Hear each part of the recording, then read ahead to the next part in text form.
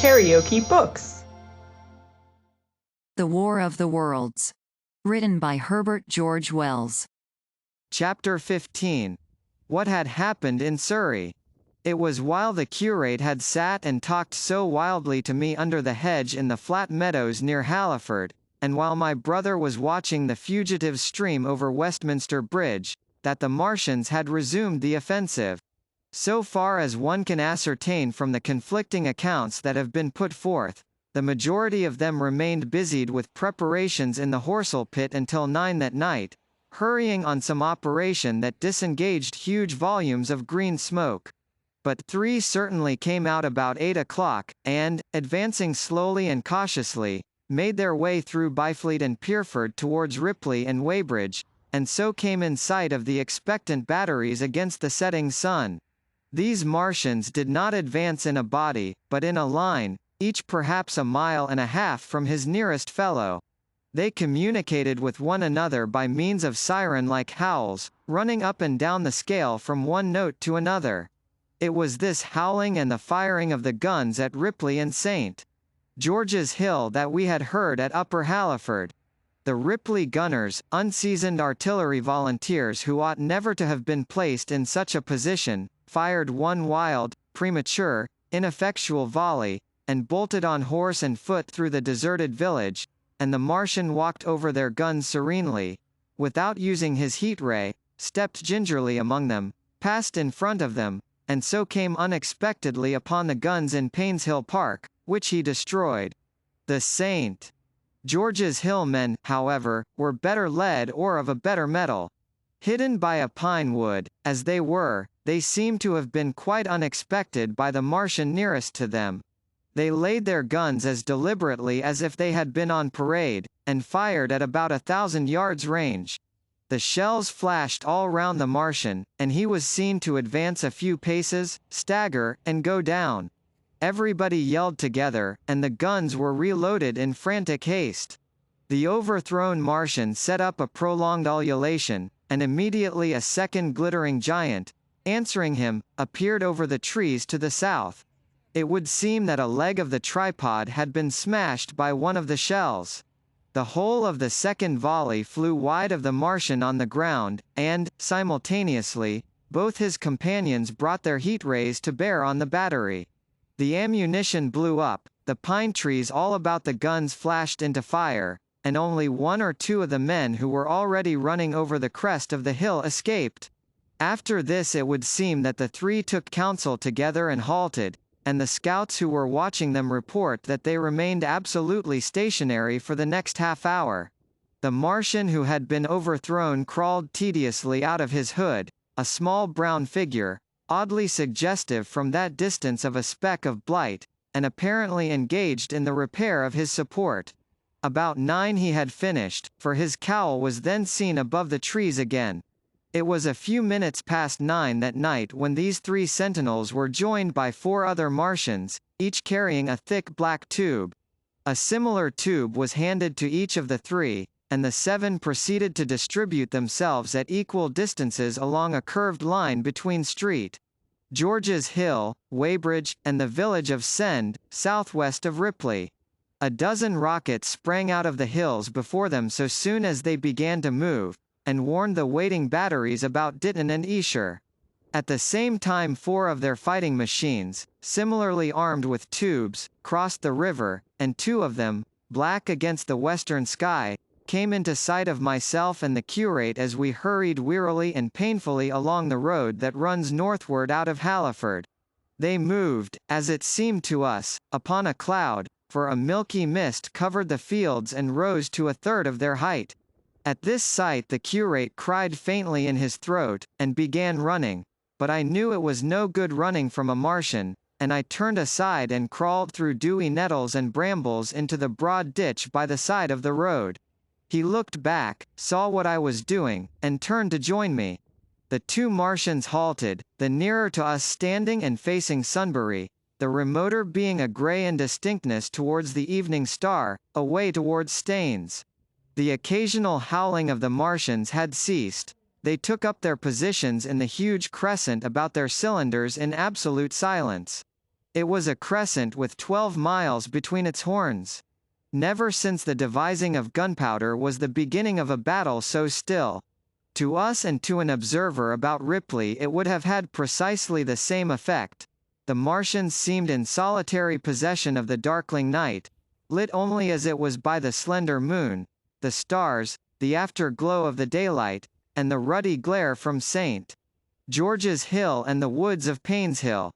But facing that crescent everywhere, at Staines, Hounslow, Ditton, Esher, Ockham, behind hills and woods south of the river, and across the flat grass meadows to the north of it, wherever a cluster of trees or village houses gave sufficient cover, the guns were waiting. The signal rockets burst and rained their sparks through the night and vanished, and the spirit of all those watching batteries rose to a tense expectation. The Martians had but to advance into the line of fire, and instantly those motionless black forms of men, those guns glittering so darkly in the early night, would explode into a thunderous fury of battle. No doubt the thought that was uppermost in 1,000 of those vigilant minds, even as it was uppermost in mine, was the riddle: how much they understood of us. Did they grasp that we in our millions were organized, disciplined, working together? Or did they interpret our spurts of fire, the sudden stinging of our shells, our steady investment of their encampment, as we should the furious unanimity of onslaught in a disturbed hive of bees? Did they dream they might exterminate us? At that time no one knew what food they needed. 100 such questions struggled together in my mind as I watched that vast sentinel shape. And in the back of my mind was the sense of all the huge unknown and hidden forces Londonward. Had they prepared pitfalls? Were the powder mills at Hounslow ready as a snare? Would the Londoners have the heart and courage to make a greater Moscow of their mighty province of houses? Then, after an interminable time, as it seemed to us, crouching and peering through the hedge, came a sound like the distant concussion of a gun. Another nearer, and then another. And then the Martian beside us raised his tube on high and discharged it, gunwise, with a heavy report that made the ground heave. The Martian towards Staines answered him. There was no flash, no smoke, simply that loaded detonation. I was so excited by these heavy minute guns following one another that I so far forgot my personal safety and my scalded hands as to clamber up into the hedge and stare towards Sunbury. As I did so a second report followed, and a big projectile hurtled overhead towards Hounslow. I expected at least to see smoke or fire, or some such evidence of its work. But all I saw was the deep blue sky above, with one solitary star, and the white mist spreading wide and low beneath. And there had been no crash, no answering explosion. The silence was restored, the minute lengthened to 3. "What has happened?" said the curate, standing up beside me. "Heaven knows," said I. A bat flickered by and vanished. A distant tumult of shouting began and ceased. I looked again at the Martian, and saw he was now moving eastward along the river bank, with a swift, rolling motion. Every moment I expected the fire of some hidden battery to spring upon him, but the evening calm was unbroken. The figure of the Martian grew smaller as he receded, and presently the mist and the gathering night had swallowed him up. By a common impulse we clambered higher. Towards Sunbury was a dark appearance, as though a conical hill had suddenly come into being there, hiding our view of the farther country. And then, remoter across the river, over Walton, we saw another such summit. These hill-like forms grew lower and broader even as we stared. Moved by a sudden thought, I looked northward, and there I perceived a third of these cloudy black copies had arisen. Everything had suddenly become very still. Far away to the southeast, marking the quiet, we heard the Martians hooting to one another, and then the air quivered again with the distant thud of their guns. But the earthly artillery made no reply. Now at the time we could not understand these things, but later I was to learn the meaning of these ominous copies that gathered in the twilight. Each of the Martians, standing in the great crescent I have described, had discharged, by means of the gun-like tube he carried, a huge canister over whatever hill, copse, cluster of houses, or other possible cover for guns, chanced to be in front of him. Some fired only one of these, some two, as in the case of the one we had seen. The one at Ripley is said to have discharged no fewer than 5 at that time. These canisters smashed on striking the ground, they did not explode, and incontinently disengaged an enormous volume of a heavy, inky vapor, coiling and pouring upward in a huge and ebony cumulus cloud, a gaseous hill that sank and spread itself slowly over the surrounding country. And the touch of that vapor, the inhaling of its pungent wisps, was death to all that breathes. It was heavy, this vapor, heavier than the densest smoke, so that, after the first tumultuous uprush and outflow of its impact, it sank down through the air and poured over the ground in a manner rather liquid than gaseous, abandoning the hills, and streaming into the valleys and ditches and watercourses, even as I have heard the carbonic acid gas that pours from volcanic clefts is wont to do. And where it came upon water some chemical action occurred, and the surface would be instantly covered with a powdery scum that sank slowly and made way for more. The scum was absolutely insoluble, and it is a strange thing, seeing the instant effect of the gas, that one could drink without hurt the water from which it had been strained.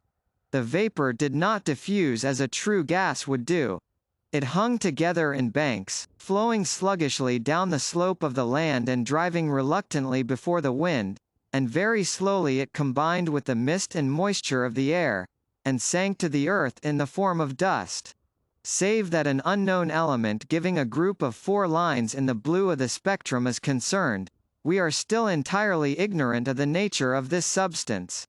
Once the tumultuous upheaval of its dispersion was over, the black smoke clung so closely to the ground, even before its precipitation, that, 50 feet up in the air, on the roofs and upper stories of high houses, and on great trees, there was a chance of escaping its poison altogether, as was proved even that night at Street Cobham and Ditton. The man who escaped at the former place tells a wonderful story of the strangeness of its coiling flow, and how he looked down from the church spire and saw the houses of the village rising like ghosts out of its inky nothingness. For a day and a half he remained there, weary, starving and sun-scorched, the earth under the blue sky and against the prospect of the distant hills a velvet black expanse, with red roofs, green trees, and, later, black-veiled shrubs and gates, barns, outhouses, and walls, rising here and there into the sunlight. But that was at Street Cobham, where the black vapor was allowed to remain until it sank of its own accord into the ground. As a rule, the Martians, when it had served its purpose, cleared the air of it again by wading into it and directing a jet of steam upon it. This they did with the vapor banks near us, as we saw in the starlight from the window of a deserted house at Upper Halliford, whither we had returned. From there we could see the searchlights on Richmond Hill and Kingston Hill going to and fro, and about 11 the window rattled, and we heard the sound of the huge siege guns that had been put in position there. These continued intermittently for the space of a quarter of an hour, sending chance shots at the invisible Martians at Hampton and Ditton, and then the pale beams of the electric light vanished, and were replaced by a bright red glow. Then the 4th cylinder fell, a brilliant green meteor, as I learned afterwards, in Bushy Park.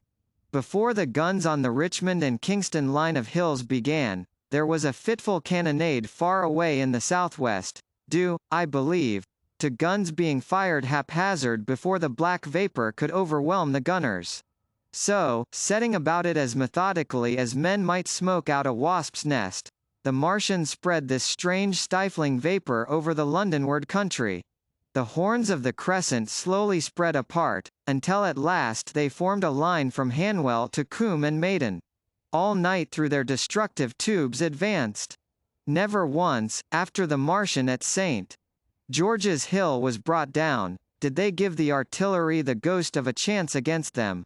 Wherever there was a possibility of guns being laid for them unseen, a fresh canister of the black vapor was discharged, and where the guns were openly displayed the heat ray was brought to bear. By midnight the blazing trees along the slopes of Richmond Park and the glare of Kingston Hill threw their light upon a network of black smoke, blotting out the whole valley of the Thames and extending as far as the eye could reach. And through this 2 Martians slowly waded, and turned their hissing steam jets this way and that.